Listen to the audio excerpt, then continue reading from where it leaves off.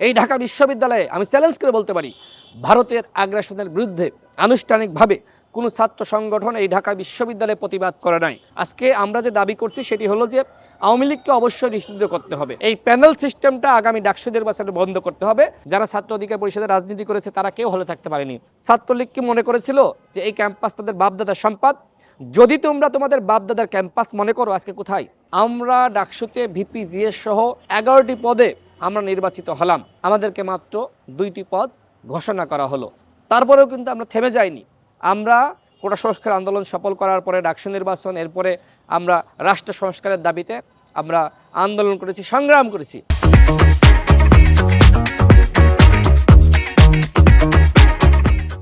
এই যে দেখেন, বাংলাদেশে মোদির আগমন বিরোধী আন্দোলন কিন্তু আমরাই করেছি। আমাদের আগে কিন্তু কেউ ভারতের আগ্রাসনের বিরুদ্ধে এই ঢাকা বিশ্ববিদ্যালয়ে আমি চ্যালেঞ্জ করে বলতে পারি, ভারতের আগ্রাসনের বিরুদ্ধে আনুষ্ঠানিকভাবে কোনো ছাত্র সংগঠন এই ঢাকা বিশ্ববিদ্যালয়ে প্রতিবাদ করে নাই। আমরাই একমাত্র সংগঠন হিসেবে এই ঢাকা বিশ্ববিদ্যালয়ে আমরা ভারতের আগ্রাসনের বিরুদ্ধে আমরা প্রতিবাদ করেছি। আমরা এই ঢাকা বিশ্ববিদ্যালয়ে বলেছি, স্লোগান ধরেছি, দিল্লি না ঢাকা, দিল্লি না ঢাকা। এই স্লোগান কিন্তু আমরাই ধরেছি। আজকে আমরা যে দাবি করছি সেটি হলো যে আওয়ামী লীগকে অবশ্যই নিষিদ্ধ করতে হবে। আজকে হলগুলোতে দেখেন বৈষম্যবিরোধী ছাত্র আন্দোলনের নামে অনেকে নাকি ছাত্রলীগের বিভিন্ন নেতারা আজকে থাকার চেষ্টা করছে। অভিযোগ আছে, আমি শুনেছি সামাজিক যোগাযোগ মাধ্যমে বিভিন্ন জায়গায় নিউজ দেখেছি যে ছাত্রলীগের নেতারা এখন বলছে আমি বৈষম্যবিরোধী ছাত্র আন্দোলনে ছিলাম, আমি ভূমিকা রেখেছি, আমি হচ্ছে সাধারণ শিক্ষার্থীদের প্রতিনিধি। আমার ভাই, ছোট ভাই যারা রয়েছে, আমাদের বোনেরা রয়েছে, তাদেরকে বলবো যারা অতীতে ছাত্রলীগের রাজনীতি করেছে, ছাত্রলীগ কখনো মানুষ না। এবং আমরা মনে করি আগামীতে ডাকসু নির্বাচন এমনভাবে হতে হবে যাতে করে সকল শিক্ষার্থী ভোট দেওয়ার সুযোগ পায়, এবং সেখানে প্যানেল ভিত্তিক নির্বাচন হলে যেটি হয় যে এক প্যানেলে 2-1 ছাত্রনেতা জনপ্রিয় হলে বাকি ভোটগুলো কিন্তু এমনি ওই প্যানেলে দিয়ে দেয়, শিক্ষার্থীরা সেটি করে। সেই জায়গা থেকে আমি মনে করি কোনো প্যানেল রাখা যাবে না, ইন্ডিভিজুয়ালি নির্বাচন হবে। সেখানে প্রত্যেক ব্যক্তি তার নামের পাশে ভোট যাবে, এইখানে কোনো প্যানেল থাকবে না। এই প্যানেল সিস্টেমটা আগামী ডাকসু নির্বাচনে বন্ধ করতে হবে।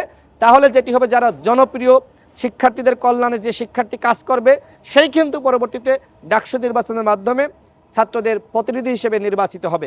আমরা এই ঢাকা বিশ্ববিদ্যালয়ের ছাত্র, অথচ আমরা নিরাপদে এই বিশ্ববিদ্যালয়ে আমরা চলতে পারি নাই, আমরা হলে থাকতে পারি নাই। দেখেন, আমি সূর্যসেন হলের আবাসিক ছাত্র।